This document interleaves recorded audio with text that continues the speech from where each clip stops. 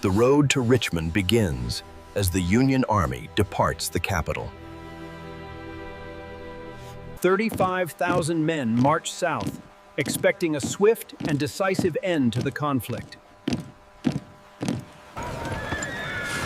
At Manassas, the Southern forces prepare to defend the vital railroad junction. Inexperience and sweltering heat slow the Union advance toward the enemy lines.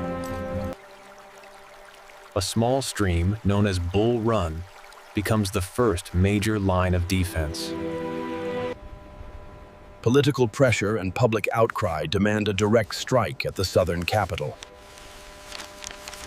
The Union commander knows his troops are green, but the order to attack is absolute. A sharp skirmish at Blackburn's Ford reveals the strength of the Southern positions. Civilians travel from Washington, expecting to watch the battle as an afternoon spectacle. Reinforcements arrive by rail, shifting the balance of power before the sun rises. Soldiers prepare their weapons, most facing their first night before a real battle. Two Southern commanders coordinate their defense as the Union plan takes shape. Heavy artillery is mobilized to provide the Union Army with superior firepower. Southern cavalry watch the crossings, searching for signs of a Union movement. A massive logistics train follows the army, carrying the food and ammunition of war. Determined and diverse, the Southern defenders wait in the morning shadows. The colorful fire zouaves bring a sense of pageantry to the grim proceedings. The Union flanking maneuver begins as thousands cross the creek at dawn. The first shell screams through the air, signaling the start of the battle. Modern signaling detects the Union flank, giving the defenders a critical warning.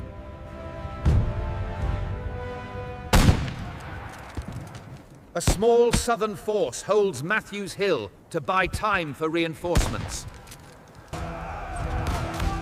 Overwhelming numbers force the Southern line to break and fall back. The retreating forces find refuge on the high ground of Henry House Hill.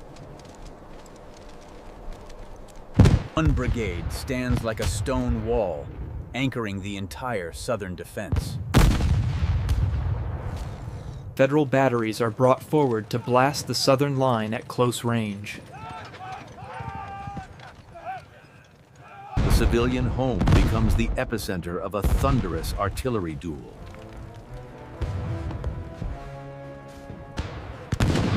Accurate rifle fire from the woods begins to decimate the Union gun crews. A desperate charge by the fire zouaves is met with a wall of lead.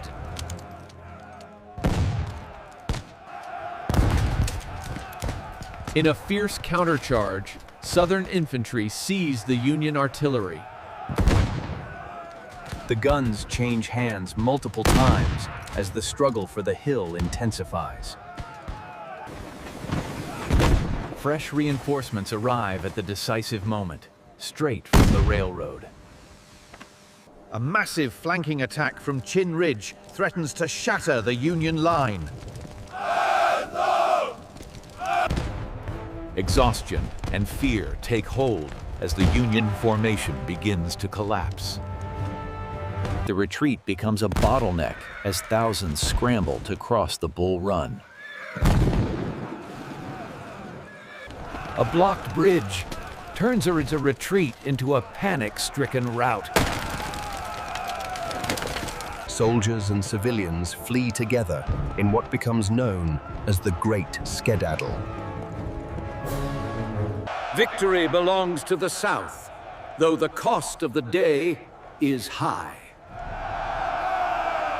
The night is filled with the grim reality of the war's first major toll.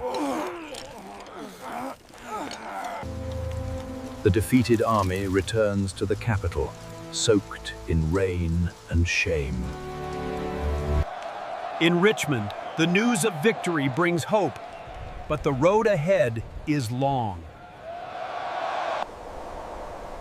The quiet return to Bull Run reveals the true price of the first great clash.